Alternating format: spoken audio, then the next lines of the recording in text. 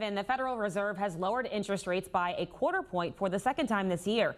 The announcement came Wednesday afternoon. Economists say the decrease is needed to bolster a struggling job market. Here to discuss is Morgan Stanley Managing Director Jim Spiro. Jim, good morning. Thanks for joining us. Hi, Kelsey. So two things happening right now. The Fed cut yesterday. It's the end of October. Yeah. How is the market reacting to both of those realities? I think the initial response to the Fed cut was positive, and then it actually gave it back rather rapidly.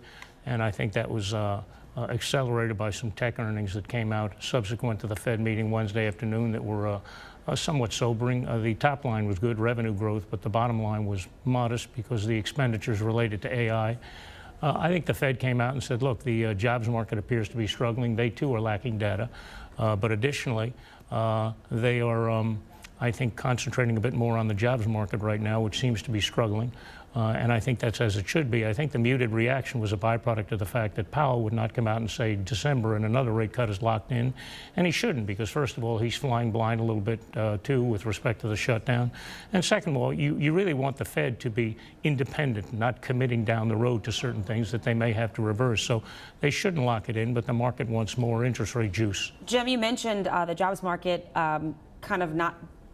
Everyone's kind of flying blind right now because we're not getting those reports. But this week we did get reports of several companies, and I mean several, laying off thousands. We're talking tens of thousands of people. Yeah. So we do know that that is a reality, but we don't have the jobs market to reflect that and what was already happening prior to that. Is that right? It is. We don't have the formal reports to affirm what's going on in terms of the employment rate.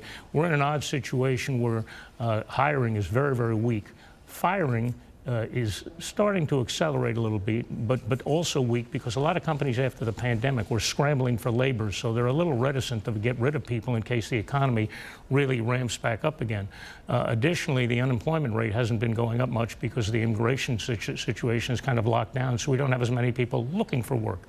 So you have an environment where employment is kind of stuck, but the unemployment rate is also not going higher. Jim, we have a few seconds left here. You wanted to talk about this book called 1929. Yeah. It's fairly not a new book, but it's being discussed a lot more right now. What's this book about, and why are people talking about it? Well, you know, a lot of people are saying that the market is so frothy and there's such a frenzy to get in. The acronym FOMO didn't exist, but the same sentiment. I got to get in the market. People who really are not sure what they're doing, pouring money in to make a quick buck. So they say, is this 1929 all over again? You do have symptomatically a lot of similarities, but there is one key difference that people ought to realize, and it's really quite important. Prior to the Roaring '20s, there was a sort of a moral aversion to debt. And you do see a lot of debt right now back in the system, a lot of leverage, but you must also realize that in the late 1920s and right around the time of the crash, the Federal Reserve was tightening monetary policy.